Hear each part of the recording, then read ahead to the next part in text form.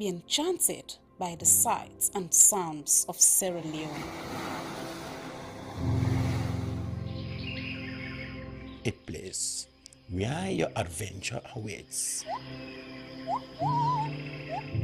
And memories are made.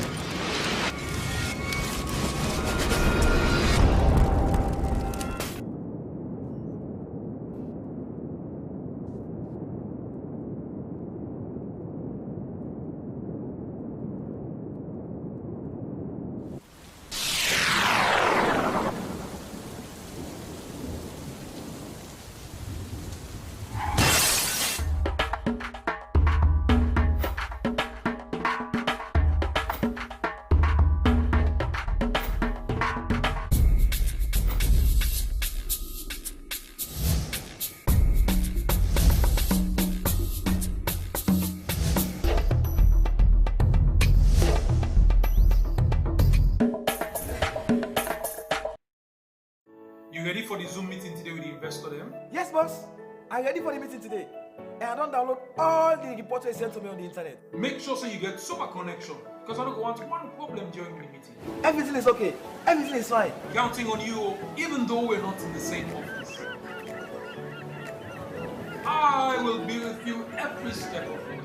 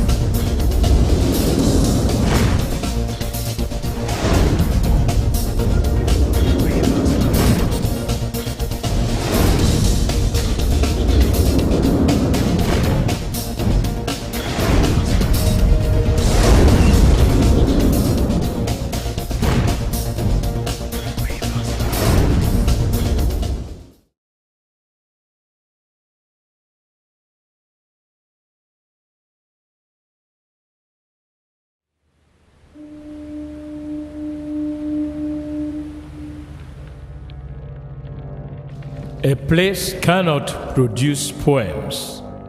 It can only not prevent them.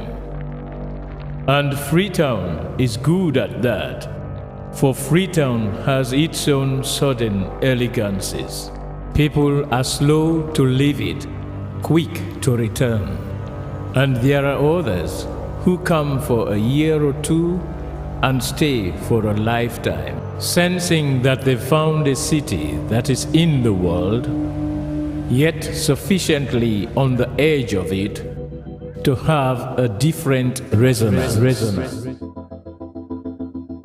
Let me tell you something about this city. All of us, we're all just passing through, and we've all been here forever. Those who came, those who stayed, those who never returned. Tides turn, seasons change, we've waited and we've watched. But we've always been here. We've always listened, because there is a different resonance here. It comes from the river, and the land, and the sky. It's our place. All of us. This city belongs to everyone. And you know when it's your time. And it's our time. Listen, we are Freetown. We are Freetown! The golden rules of Freetown. Don't pretend you're something that you're not. Don't go thinking you're better than anyone else. Or that anyone else is better than you. Don't shout about it. Get on with it. We are Freetown! Freetown! Freetown! Yeah! We found our voice again. I'm from India and Freetown. I'm from China and Freetown. I'm from the UK and Freetown. I am from Nigeria and Freetown. I am from home and Freetown. This city belongs to everyone. The fishermen, the taxi driver, the barber, the drummers, the dancers. All of us. All of us. Everybody. We are Freetown. The past is ours. The future is ours. It's our time again. And this city belongs to everyone. The playwright, the greengrocer, the teacher, the dog. This space is ours. This light is ours. The beaches are ours. The rivers now we own. The roads are ours. The bridges now we own.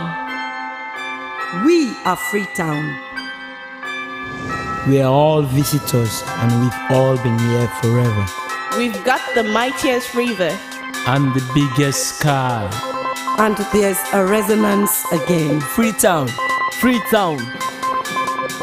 We are proud of this place. We love this city. And we want you to love it too. We are proud of this place. Na pass we all dey pass like stranger dem, but we all don dey from there.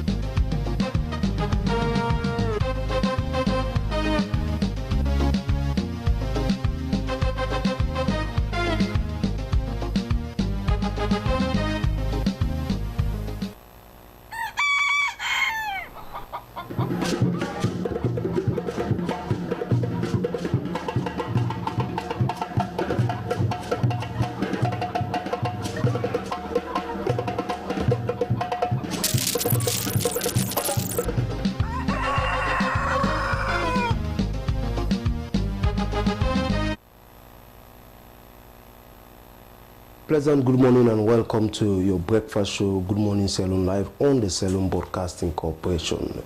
This is your program that starts your day with news, analysis, and events of current happenings. We are your presenters. I am Emmanuel Samoa. And I am Esther Sako. Our quote of the day is from health specialist Edward Kennedy, and it says, "Healthcare is a right, not a privilege." Interesting. Coming up, Ministry of Health proposed major amendments on safe motherhood and reproductive health bill pending parliamentary approval. Inspector General of Police William Farasairu talks to the SLBC on new plans to transform the Sierra Leone Police. And the main opposition of People's Congress APC party ends a national retreat in Banjul, the Gambia. All this you can find, all this and more will be lined up in this edition of today's edition of Good Morning Sierra Leone. You can join us by participate by looking at the numbers displayed on your screen, or join us on Facebook at SLBC Live Channel 31.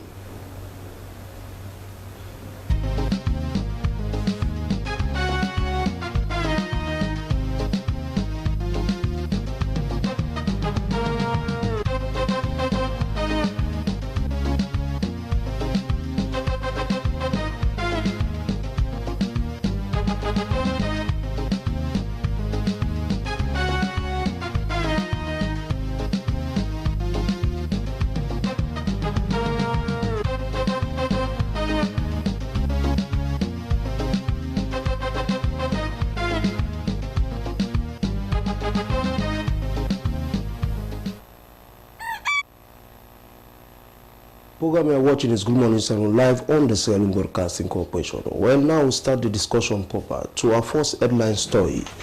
Over the years, the Sierra Leone Police, whose primary responsibility is to protect lives and properties, has been under a series of reformative drives under various police inspector generals to meet a modern-day policing in the sub-region. William Fayasel, Inspector General of Police, has and is still working to transform the Sierra Leone Police, making it more visible and accessible across the country. Well, to talk more on this, we have the man himself with us in the studio, the Inspector General of the Sierra Leone Police, William Fayasel. Good morning and welcome to Good Morning Sierra Leone. Thank you very much for having me. IG, we've been hearing these particular talks that the police, the Sierra Leone Police, want to move to another step, or another transformation. But before going to that, firstly, would you like to take us through your journey as Inspector General, just briefly? Well, it has been a long one, which has lasted for 2 years and 4 months for now. I assumed office on the 27th of July 2022. I came in at a very difficult moment because just before I can even be decorated by His Excellency, I ran into this August 10 incident, which sadly enough took away the lives of 6 of my colleagues. The 7th died later. But for me, that particular moment was a moment that led me to test my ability to deal with my colleagues in the institution, the Sierra Leone Police, how to work with them. And it also afforded me the opportunity to work with other members of the other security service provider agencies, like National Security, the CA. And thirdly, it was an opportunity for me to map out the potential hotspots across the country. So moving forward from that time, we did an assessment of the institution. That we had some gaps in which we had to fill so that as we are running up to elections. One of those gaps was the training needs. We looked at ourselves, we said we need to train. So we embarked on a massive training drive, and in 2022, we delivered huge training packages, both locally and internationally. And of course, government provided us the requisite support to increase our fleet size, because security is about being able to move at a very time, quick notice. The government provided fleets of vehicles for our system. Then of course, along the line, we looked at the marine domain. That one was also very vulnerable. So we were able to acquire fiber boats, which are deployed across the western area of the creek. And we also deployed one fiber boat in Matru, between Matru and Bont.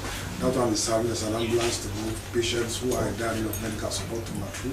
So it's a long process. So I can go on and on and on and on. So, okay, IG, with all of these goals and these achievements you made just in 2 years, and now your leadership has decided to take a U-turn, what you call transformation of the police, Sierra Leone Police Force, from a force to a service.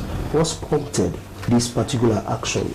Well, it's not a U-turn. I found it on my desk. The idea about transitioning from a force to a service was first born in 2014, supported by the UNDP, but it actually died down all of that time. When I came into office, in my first encounter with the UN residents, we discussed about making the Sierra Leone Police very professional, increasing our service delivery, and of course strengthening community partnerships and partnerships with other supporting agencies and other development partners.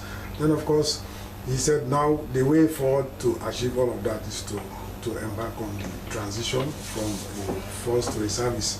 So moving along that line, we've started actually, we went to Ghana for a benchmarking visit. Ghana started transitioning in 2001. It is 23 years down the road. They are still not there, but they've gone a long way. So like this one, which I've started, I may not see it through in my tenure, but I'm happy I'm laying the foundation bricks for the process to go on.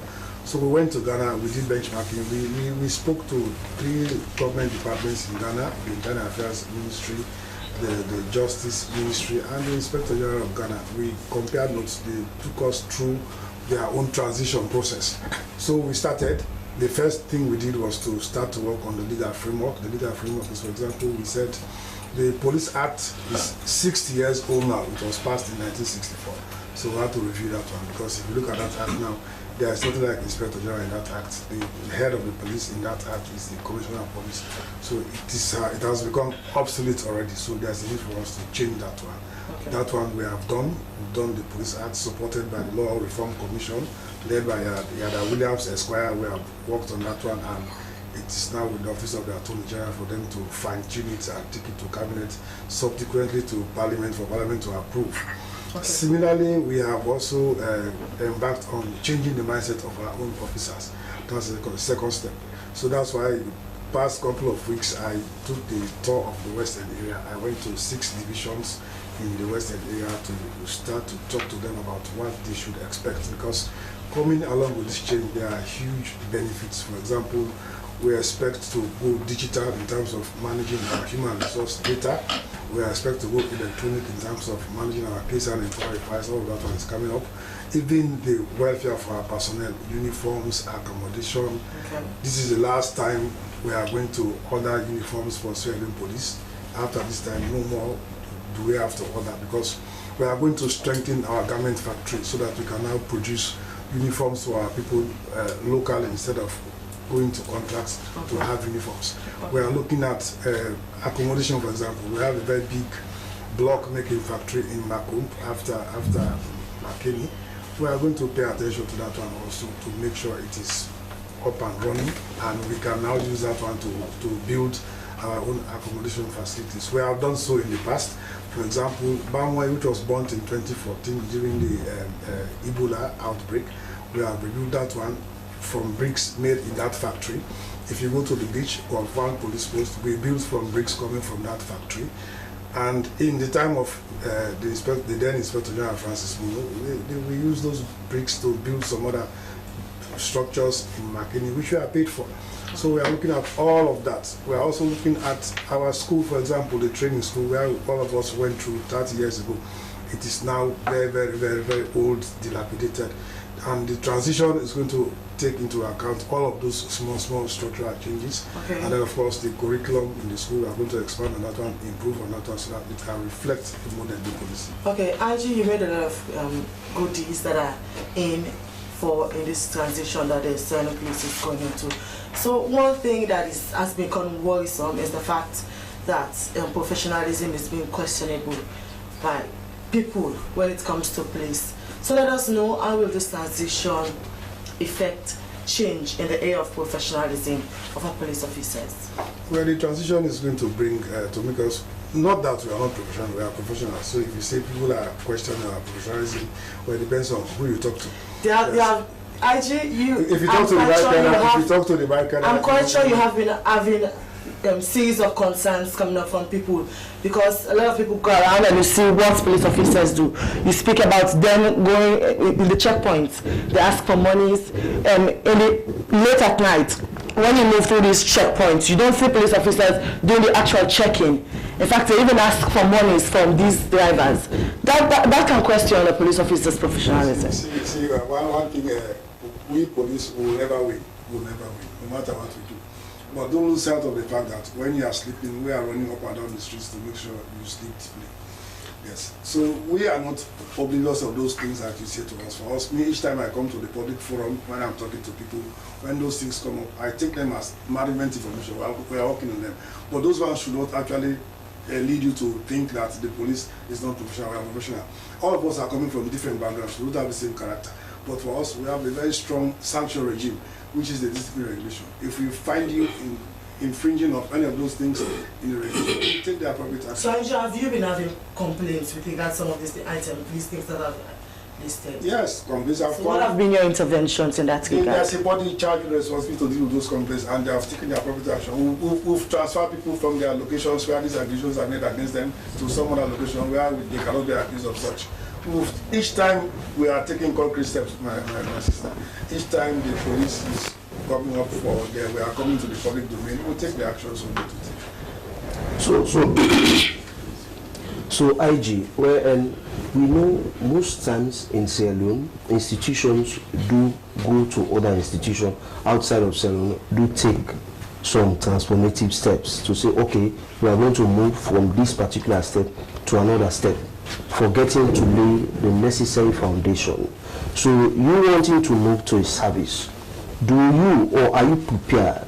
Does the Sierra Leone Police has the capacity or all what it takes to move to the service and deliver that which is a police service is required? Yes, we are supported. The key partner in this transition is the UNDP. That's why we have a technical team, the UNDP and the Ghana Police Service, because they are presented in the transition process. Though it has lasted for about 20 years. So that's why, as a first step, we went to Ghana to look at what they did. We did benchmarking to see what they did when they started the transition. And the first point they started was the legal framework. That's why I've said the Police Act, which was passed in 1964, is 6 years old now. So before we embark on the transition program, we have to review that one. That one has been done by law officers, Law Reform Commission. We've done that. We validated recently at the bank complex. It is now on the desk of the Attorney General for him to fine-tune that one, which he will take to Cabinet and then, of course, to Parliament. Then, of course, we are working on the mindset. That is two. That is the second step. But again, we have two technical teams on both sides, on the Ghanaian side, on the Sierra Leone side. They are meeting virtually. The holding up, the stumbling block has been the Ghanaian election. We thank God it's over. Today they are inaugurating the president. So we are going to see frequent movements from Sierra Leone to Ghana and from Ghana to Sierra Leone so that they can guide us in the process. But it is going to be coordinated by the UNDP. The UNDP is the key pillar behind this process. It's going to involve a huge sum of money actually, but he has assured the Sierra Leone Police that he's going to coordinate donors to come and support Sierra Leone Police. We are talking about improving on our school. Our school, if you go to the school now, it's in a bad shape. We need to rehabilitate those structures. The money has to come from somewhere. We are talking about going electronic. It has to come from somewhere. We are talking about revamping the garment factory so that we no longer buy uniforms from outside. Our uniforms will be done within the country. The funding has to come from somewhere. We are talking about the block making factory. In fact, recently we've just been lucky that His Excellency has supported the Sierra Leone Police to construct 64 apartments for us at York. We have a piece of land at York which has been lying fallow for a long time. I took it up with him and he saw the need for police officers to be hosted in barracks. So he has given his voice to his word to that one, and before the end of this month we are going to turn this on to set up 64 units. Each is a 4-apartment structure on that piece of property at York. So that is how we are moving with the transition. It's coming along with a lot of benefits. So IG police activities, it has a lot to do with the communities because they have to work in line with you. So what have been your relationship with the community people? It has been quite good because in 1999 when the British won the Spectre when he led the team to restructure the Sierra Leone Police, he introduced a very important component, local needs policing, what we now call community policing. That is simply a social contract between us and the people. Yes, we cannot be there all the time, always. We are looking towards, we want to work with you to see how we can make our communities safe. So for us in the Sierra Leone Police, community policing has become a key performance indicator for our LUCs. I have given them a timeline. We at the EMB, we have given every LUC 38 divisions, we have given them a timeline. How many meetings you are supposed to conduct in your division over that period of time. If you cannot meet that matrix, then you are out. We'll bring somebody else. Because if you are in the community, if you strengthen community engagements, we will not resort to firefighting in the communities because every problem will be nipped in the bud, it will be solved appropriately. So from what you've just said, IG, for the SLP to move to a force, after having moved into a force, you have so many things that you've highlighted, starts to produce blocks and all other things which will need the Sierra Leone Police to become independent. And we know usually when the Sierra Leone Police go to the budget hearing, you ask for some huge chunk of money saying that you want to beef up your security. So with this transformation, will we see a situation where the Sierra Leone Police, the monies that you used to ask for from government, will be cut down because you'll be generating your own funds? Our budget is small because what used to hype our budget was when you look at rice and fuel. but luckily for us, government has taken control to it. So that's reduced now. But we as a service, we have a service charter, for example, where in every service we provide to members of the public has to be paid for. That service charter, we are reviewing that one. We are going to make it public. For example, if you want to use police motorbike for a funeral, we'll ask you to pay a minimum fee of maybe 1 million so that you can have the privilege to honor your dead relative with a police escort bike in front of you, funeral procession. So if you want to, for example, you want the services of a police officer in your house, you're a private citizen, I'm not talking about government enterprises or government ministers, that one is free. But you want to hire the services of an armed police officer, you're paying for that one.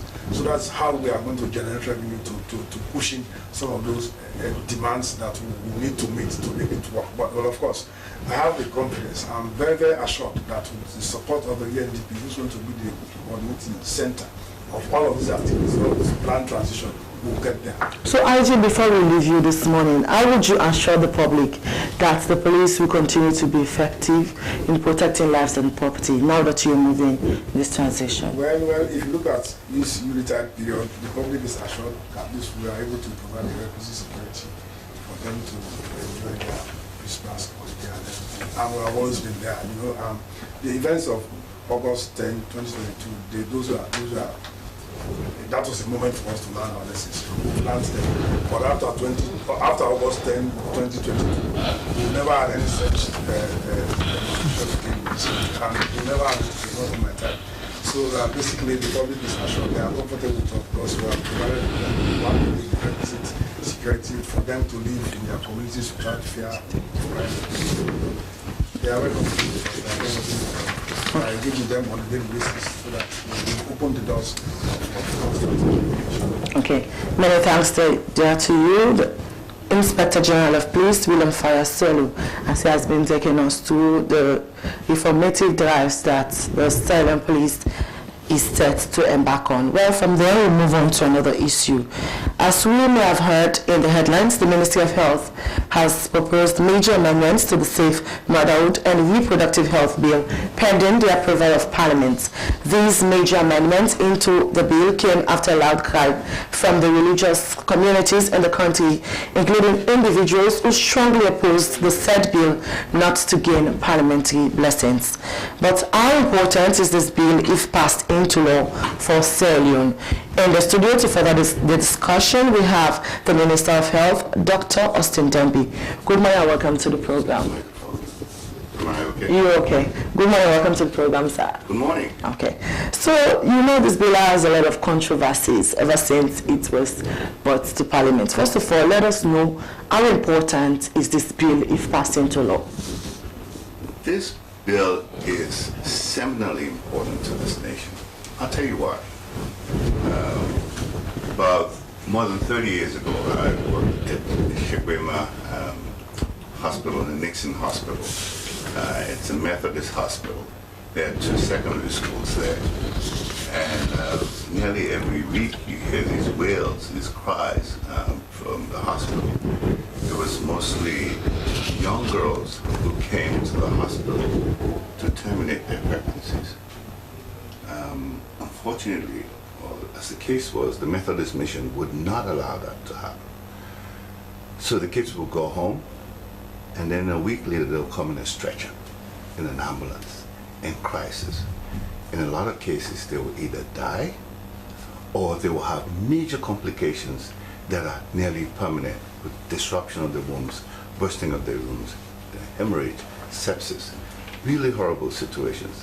That's 30 years ago. That's what's in my mind, my experience. Well, let's come to today. Yeah. In 2013, 2017, Sierra Leone was ranked as the country with the highest maternal mortality in the world. 1,360 maternal deaths per every 100,000. It meant that every year about 70,000 women died. It was the worst place to get pregnant.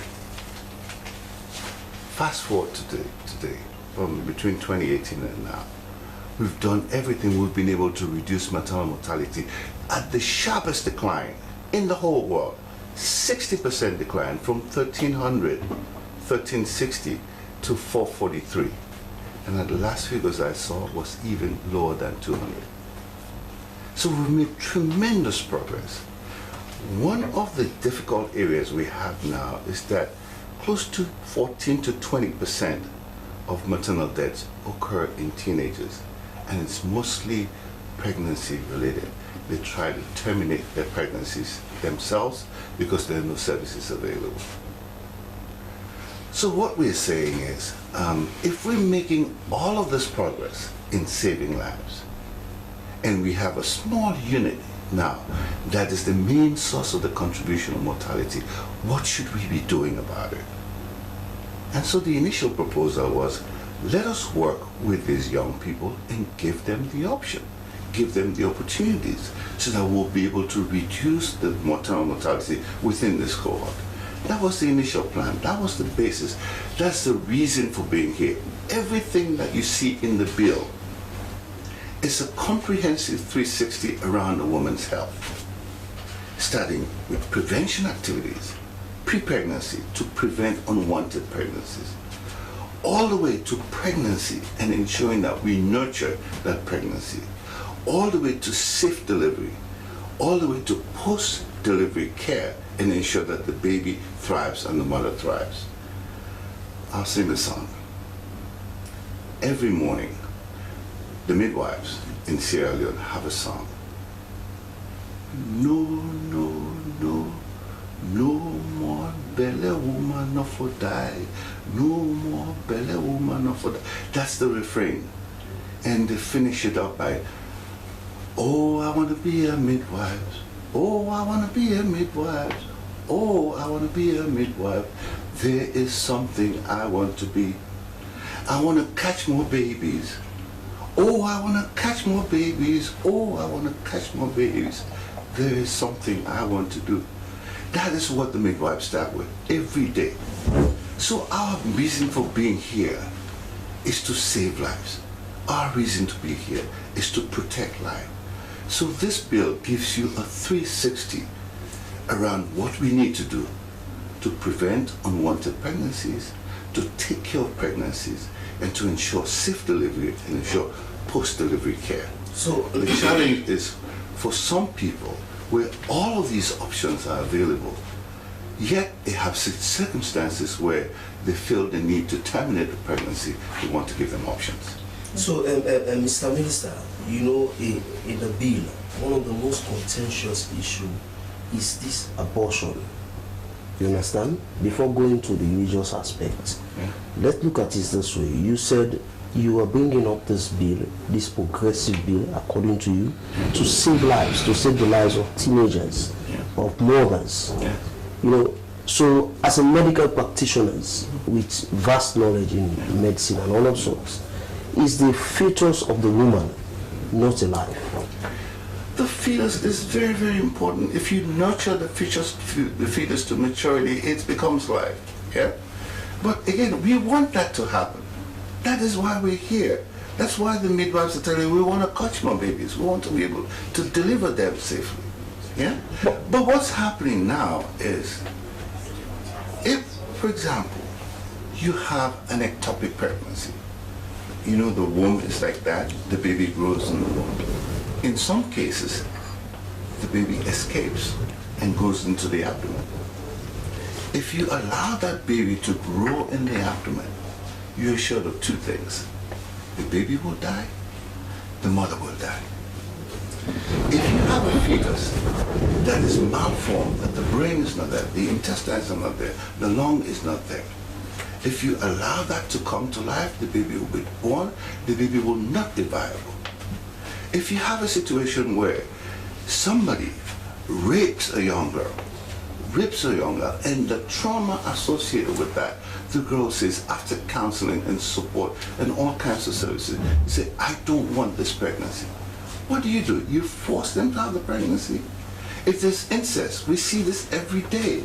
If you have incest where parents are impregnating their daughters, brothers are impregnating their daughters, their sisters, what do you do in those circumstances?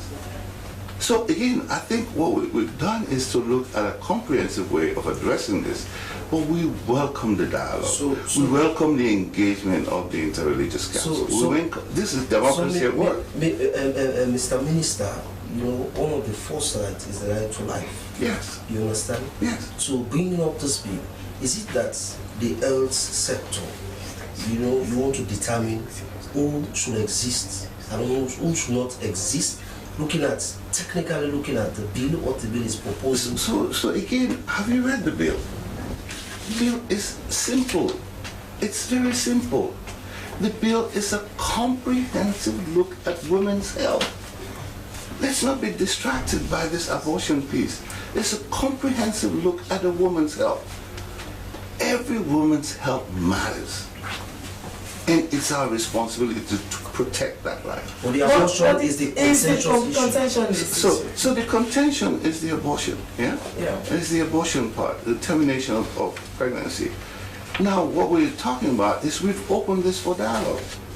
We've opened this for dialogue. We're listening to all of the parties. What I am worried about is I am sitting there. You may be in a church, you may be in the studio here, but I'm in a hospital. And I see these things every day. And you might see one, your cousin, your nephew, your niece, it might happen to them. But we're sitting in a clearinghouse where we see this every day. We see that all of the progress that we've made, this is one area. If we don't tackle, we will still have maternal deaths in this country. Okay, so abortion is already, because it's on the increase. It's happening everywhere. So why do we need a bill to legalize the abortion? Because it is illegal to terminate pregnancy. But they still do it. They still do it, but are you encouraging illegality? Is it okay to break the law? This is an ancient law, like 1800 law, yeah? Colonial law, yeah? And so it means that people don't have the freedom to be able to actually deliver service. Again, what my commitment, the president is very clear.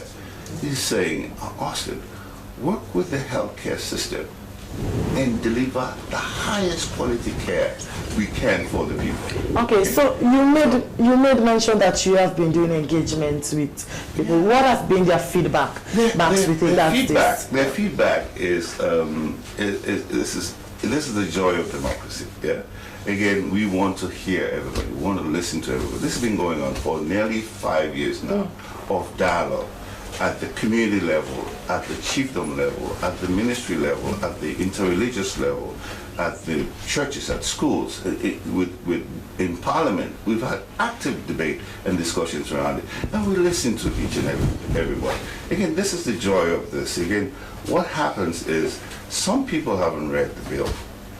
Some people don't know the content of the bill. Some people don't understand that this is a comprehensive look at a woman's health. They're looking at one issue, and even that issue is put in perspective. And I think what we want to do is to encourage people to look at the overall picture of it. And even the issue in contention, when we talk to the Interreligious Council, we respect that everybody here is either Christian or Muslim. You know, we believe in our faith, we respect our elders, our church leaders, our mosque leaders. Again, I think what we want to do is to provide adequate information to them to be able to make these decisions. But in some cases, the information is not filtering down because you have people making claims. This is an abortion bill. We're not remove our, we're not going to contribute. Again, but all of these examples that I've given you have been part of the dialogue. In our conversation with the Interreligious Council, again, with all due respect to them, we heard them, we listened to them, they listened to us. We're in the process of this exchange to better understand where they're coming from and where we're coming from. We have amended and adjusted down the bill to accommodate what they're saying. Yeah, but at the end of the day, we all have one common belief, that women should not die unnecessarily. My commitment to this nation and the Ministry of Health's commitment to this nation is zero preventable maternal death. Zero preventable child. And that's what we're working on. Okay, so continue to stay with us. He is Dr. Austin Dembi, the Minister of Health, talking on the Safe Motherhood Bill. Well, viewers, we'll go for a short break. When we return, we continue the conversation with Dr. Austin Demby. As a mother of the house, whenever I want to prepare palm soup, there's no need pounding palm fruit. All I need is Nkulenu's Ghana's original palm soup base. My soup is done, and its preparation, it is not difficult at all. Nkulenu palm soup base, it's easily done with no difficulties. Just take few ladles and your soup is done. And its flavor, it's amazing. This is Nkulenu's Ghana's original palm soup base. And this is Nkulenu's Ghana's original spiced palm soup base. Iron fruit and turkey berries are naturally added. Also available brown gold natural cocoa powder, sunny gold brown sugar, meat fufu flour, shito, pisa, and moringa. All available at Nyami Ado Enterprise, 1 Lower Waterloo Street, Freetown. Nkulenu palm soup base. Ghanaian original taste.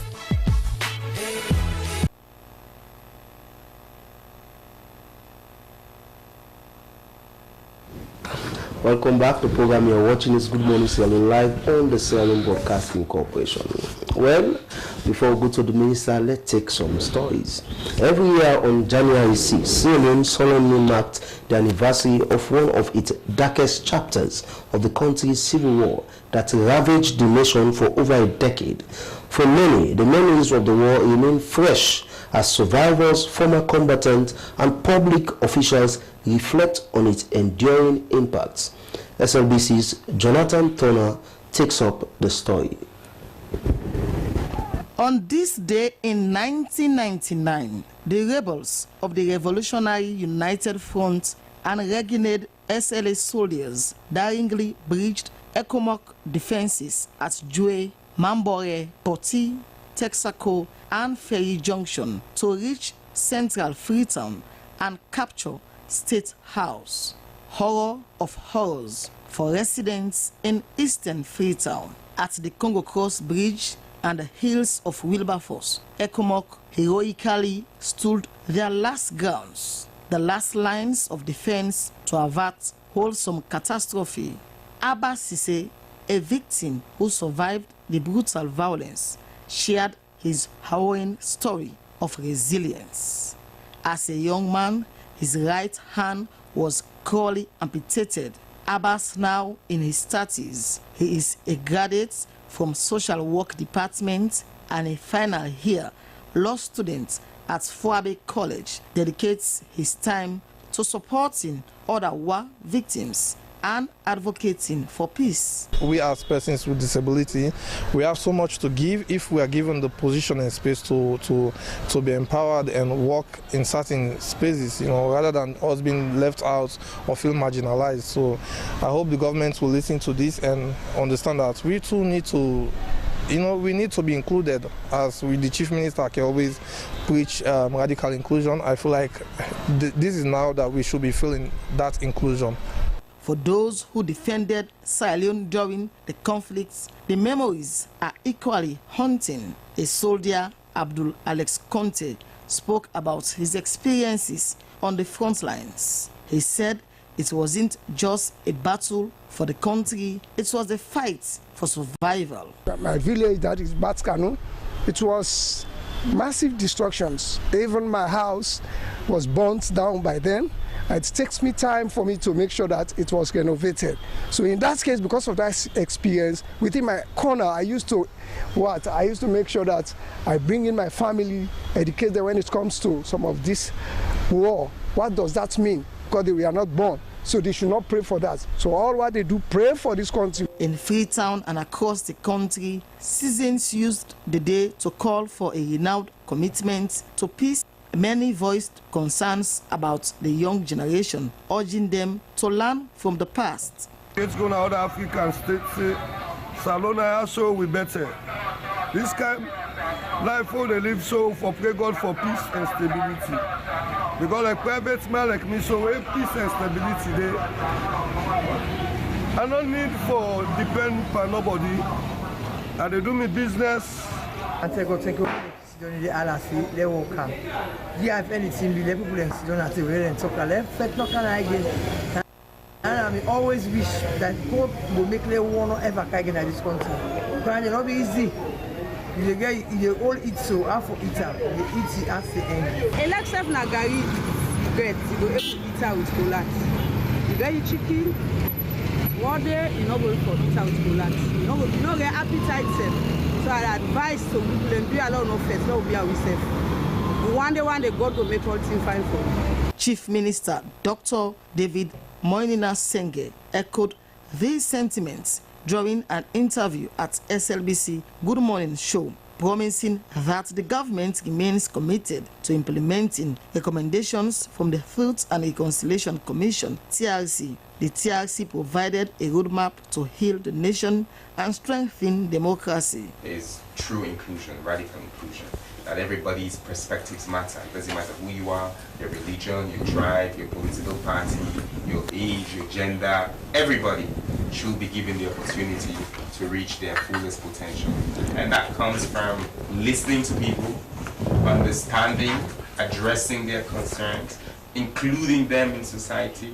However, many Sierra Leoneans remain skeptical about the pace of progress. Civil society groups have long criticized the government for failing to implement key TRC recommendations, particularly those related to accountability and justice for war crimes. The Congo Cross Bridge in Freetown is more than just a busy crossing.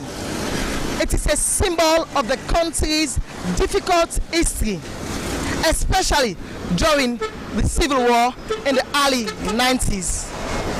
This bridge is known as a site where government forces and civil defense units successfully halted rebels, preventing their advance into the western part of the capital, Freetown, on January 6. The day the rebels entered in 1991. But there is no encryption on the tablet at the moment, which serve as a symbol of unity and peace. This is a call for authorities concerned to do the needful.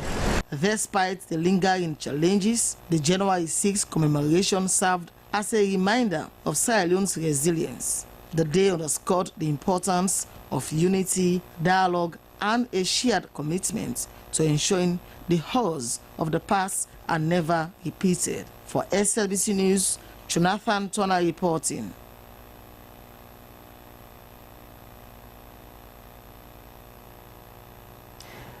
Many thanks there to our colleague Jonathan Turner for that report. Well, meanwhile, outreach and focal posting, the Studio Special Court for Sierra Leone, Patrick Fatoma, has described the invasion as a destructor to national development and called on Sierra Leoneans to remain resourceful, honest, generous, and to live peaceful coexistence among themselves. He spoke more on the issue to our reporter, Cynthia. Your activities this year?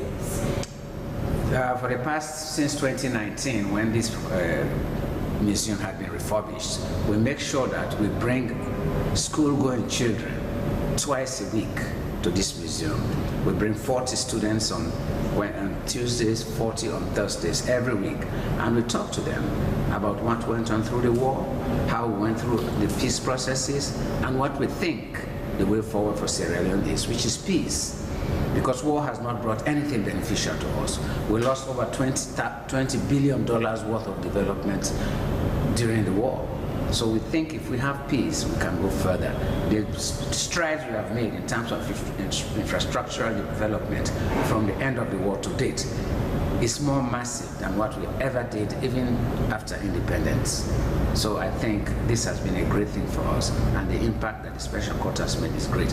We also do public lectures in tertiary institutions like universities and colleges, narrating what the greatest responsibility is, what the mandate of the Special Court is, so that young people, when they grow up, they know the benefits of justice and accountability. I think Sierra Leoneans, what we need to do is to love our country. Because when you love your country, you love the people who live in your country. You respect the rule of law. You respect the human rights of your friends and your neighbors. You treat your children well. Educational authorities make sure that they do their job very well and make sure that our children are properly trained to come out and become good citizens. And that is a pride I got in the Ministry of Information when they started the Civic Education Festival. I hope this will be followed up with concrete actions by making sure that these civic education activities, including information about TRC and the special court, are included in the curriculum of from primary school right up to college level. Okay, so what message are these pictures sending out? These ones that we are seeing? Yes. Displayed here at this museum. These are pictures, of course, there are quite a lot of pictures. There are pictures of the activities of the special court itself, which you can see on the walls. And there are pictures that are given to us by our partner institution. These ones that you can see over here. These are all pictures of the Center for Memory and Reparation. But if we go through the museum itself, we have the archives room, we have all the documents of the Truth and Reconciliation Commission, including the reports and the interviews and the statements that people gave to the Truth and Reconciliation Commission. And you also have the public documents of the special court. They are all in the archives room. If you go to the main hallway, you will see the regalia that the Civil Defense Forces wore, which were presumed to be magical, that no guns, bullets would penetrate their skins or swords would.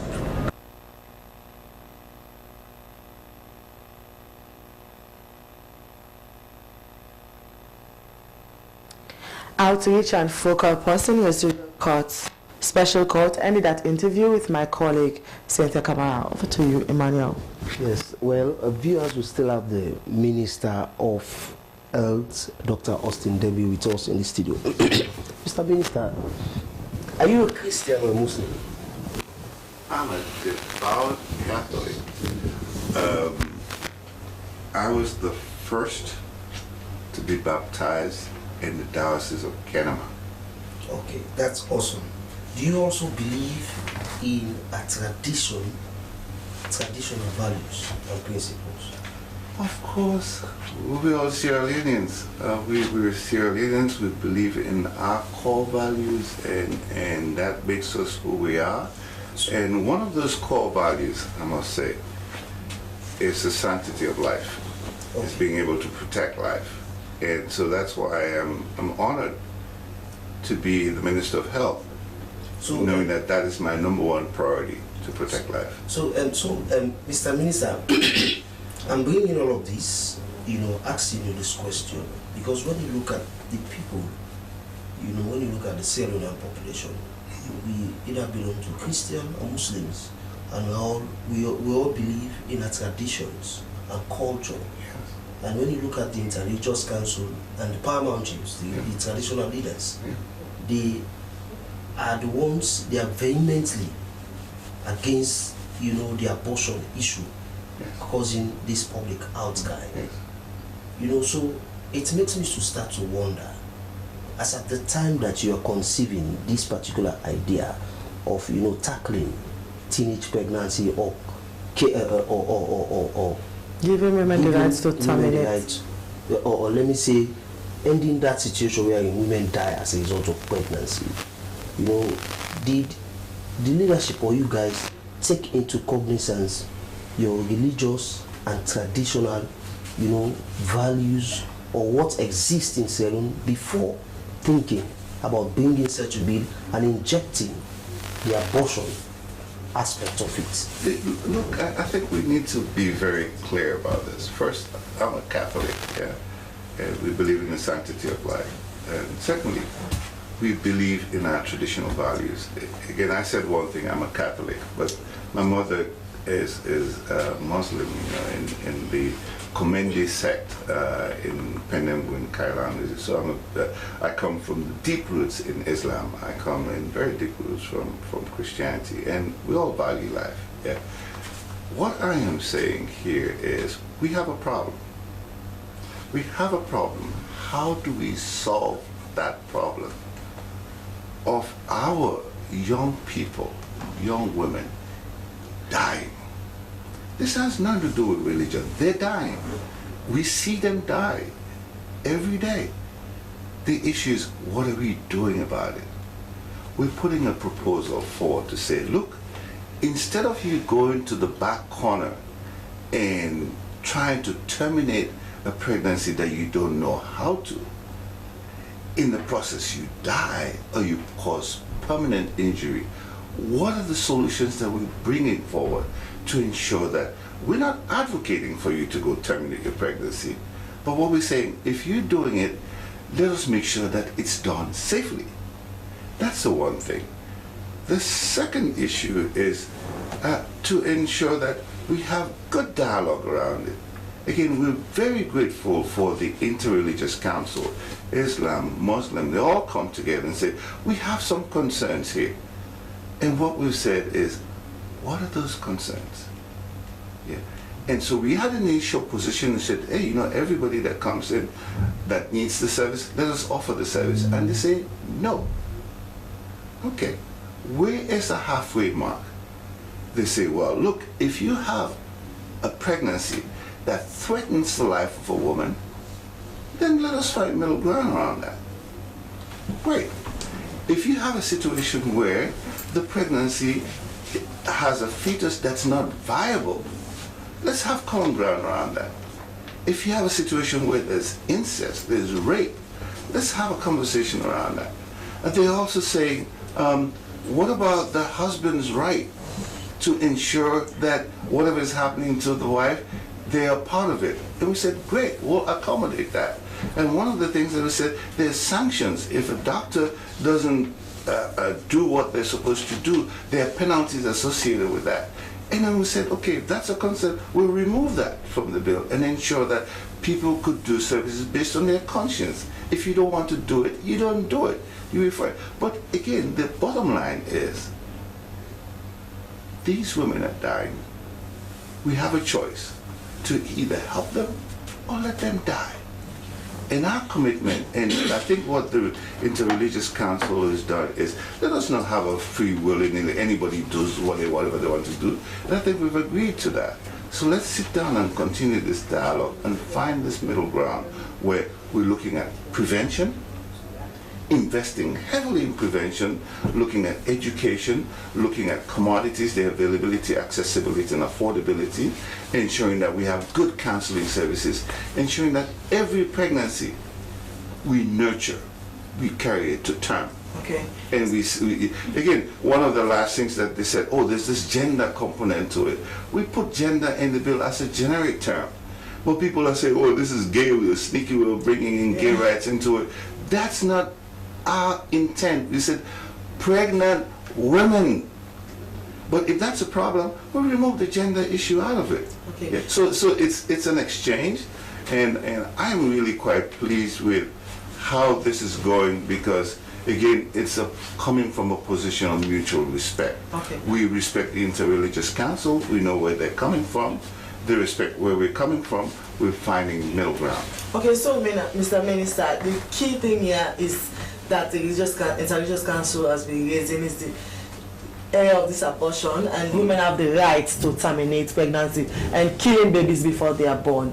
So let us know, how would you ensure that you incorporate these concerns raised by the Interreligious Council that will ensure that this comprehensive bill is actually being rolled out? There is a 5-point resolution that factors in all of these issues that our colleagues in the Interreligious Council raised.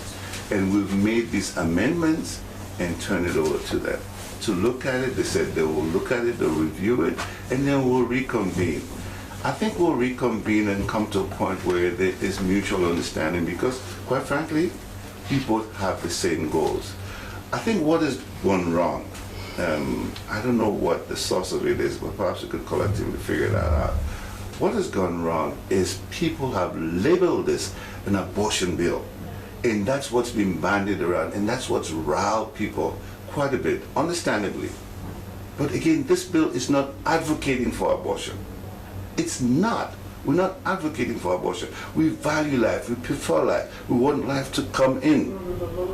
But in the same vein, there are certain circumstances, there are certain situations where if you don't terminate the pregnancy, it'll lead to loss of life by the mother and the baby, it'll lead to loss of life by the young ones. So again, I think we're looking at a comprehensive view of this, and let us not lose this into an abortion bill, because it's not. It's a safe motherhood bill. Okay, so thank you very much. He is the Minister of Health, Dr. Austin Denby, who has been talking to us on this safe motherhood bill. Well, viewers, we'll go to another segment of us in this edition of Good Morning Salon, which is the traffic updates. Let's join Christian Kamara for today's traffic updates. Around 8:30 a.m., I am currently at Duazak Junction. Traffic at Duazak Junction is currently flowing smoothly as pupils make their way to school. Pedestrians and commuters are going about their usual activities without any delays. As you can see, police officers are present to ensure that everything runs safely at the junction. All lanes are clear. However, if you are heading in this direction, please be mindful of other drivers and adhere to speed limits. Stay safe on the roads, and we will continue to keep you updated on any developments. Thanks for watching. I am Christiana Kamara.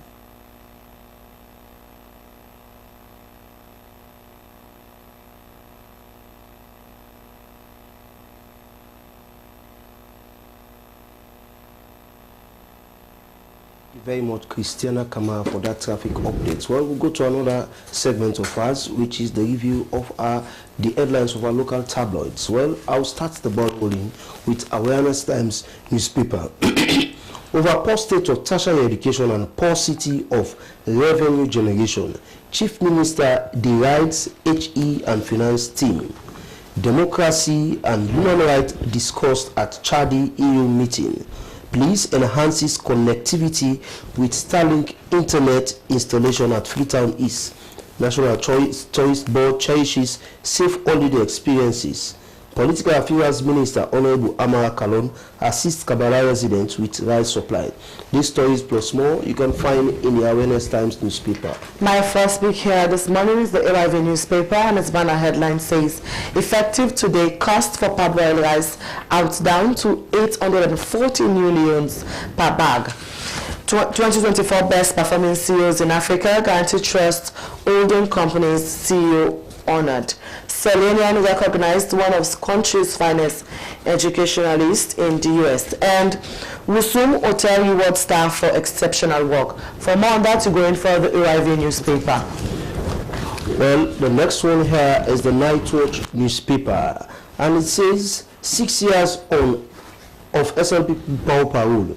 Is APC responsible for SLPP failures? That is a question being asked by Nightwatch newspaper. Political capture of state institutions. Is Sludge under state capture?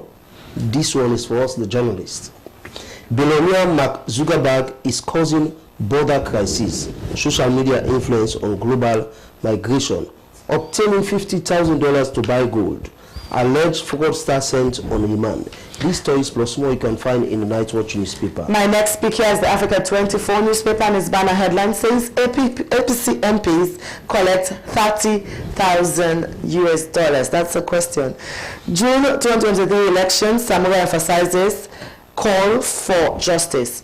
Crowds at immigration overseas travel near gridlock. Freetonians commend EDSA. Minister of Fisheries declares February as closed season. At KMCKRP, New York Metal Group conducts biodiversity assessments. The next newspaper I have here is the Times newspaper, and it says Sludge president prepares for final year set elections date 2025 and the politics of Sierra Leone. President Bio's sledgehammer may fall on IG Fayaselu soon. Chaikoko ticked to lead APC in 2028. Women Environmental Program holds boot camp for feminist activists. These stories plus more you can find in the Times newspaper. My last speak here this morning is the Awoko newspaper, and its banner headline says, Government and religious leaders continue dialogue on safe motherhood bill.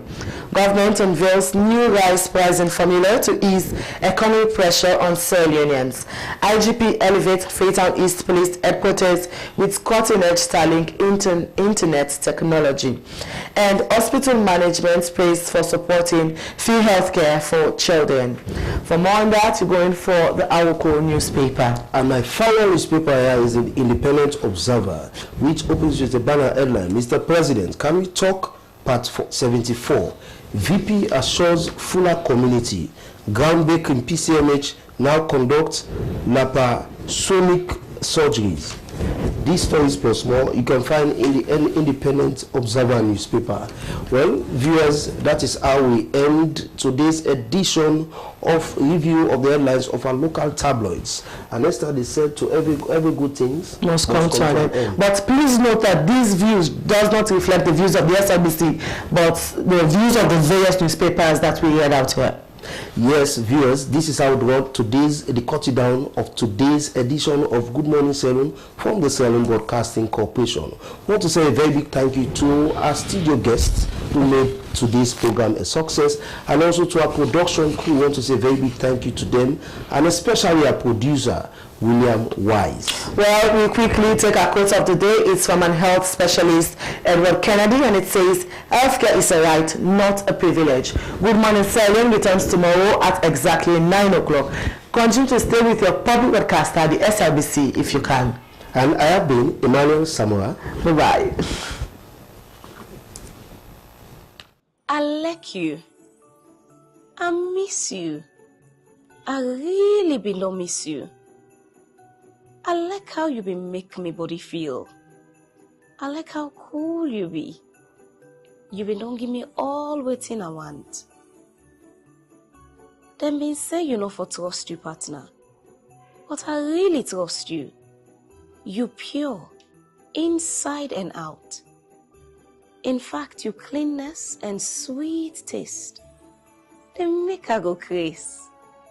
A gladdy, where grafting we love, don't come back.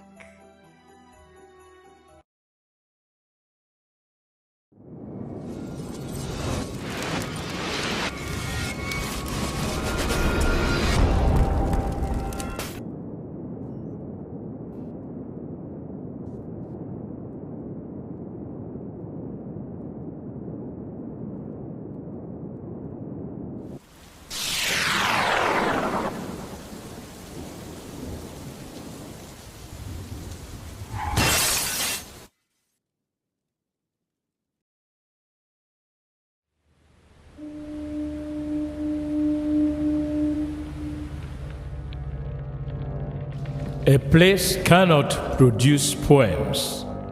It can only not prevent them. And Freetown is good at that, for Freetown has its own sudden elegances. People are slow to leave it, quick to return. And there are others who come for a year or two and stay for a lifetime, sensing that they've found a city that is in the world, yet sufficiently on the edge of it to have a different resonance. Let me tell you something about this city. All of us, we're all just passing through, and we've all been here forever. Those who came, those who stayed, those who never returned. Tides turn, seasons change, we've waited and we've watched. But we've always been here. We've always listened, because there is a different resonance here. It comes from the river, and the land, and the sky. It's our place. All of us. This city belongs to everyone. And you know when it's your time. And it's our time. Listen, we are Freetown. We are Freetown! The golden rules of Freetown. Don't pretend you're something that you're not. Don't go thinking you're better than anyone else, or that anyone else is better than you. Don't shout about it. Get on with it. We are Freetown. Freetown. Freetown. Yeah. we found our voice again. I'm from India and Freetown. I'm from China and Freetown. I'm from the UK and Freetown.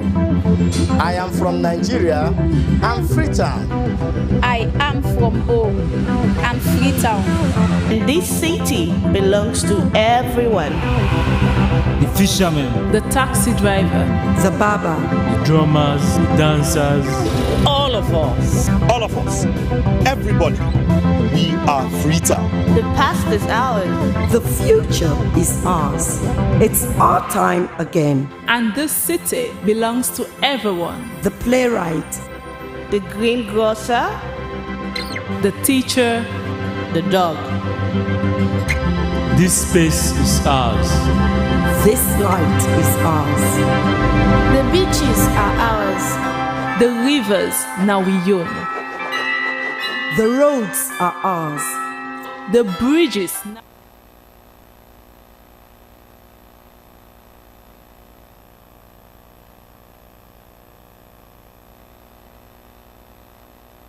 Hello, this is news on the hour with me, Frances Bernard.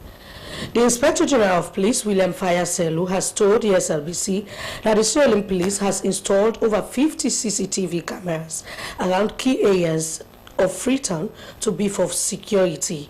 The Inspector General said they have also secured drones that will be used to improve security at strategic areas in the country.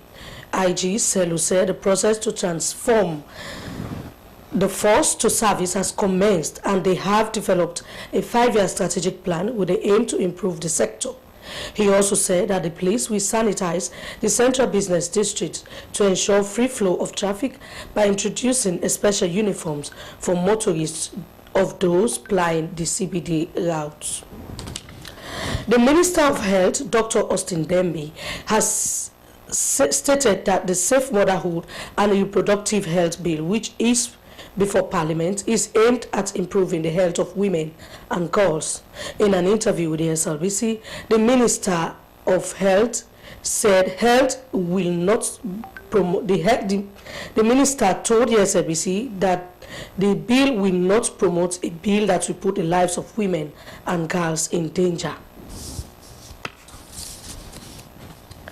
The National Council for Civic Education and Democracy has witnessed an emotional handing over ceremony marking the transition of leadership from the outgoing chairman Kalilu Tutange to the newly appointed chairman Joseph Munda Bindi. The ceremony indicates the end of the official journey of the outgoing chairman Kalilu Tutange, who made a heartfelt speech to staff reflecting on the council's significant achievements over the years. The new chairman, Joseph Munda Bindi, expressed a commitment to building upon the foundation laid by his predecessor. He emphasized on the importance of civic engagement in promoting democracy. Chief Minister Dr. David Moinina Senge has said that government has made significant progress in achieving his Big Five game changer agenda. Dr. Senge said that government is working with farmers through civic engagement for the success of the feed salon program to improve on roads, market stores, irrigation, and other cash crops. He added that government was also committed to ensuring that 500,000 jobs for young people. The Creole Descendants Union Global has provided free medical services for residents of Songo community in the western rural districts. The initiative targeted hundreds of residents.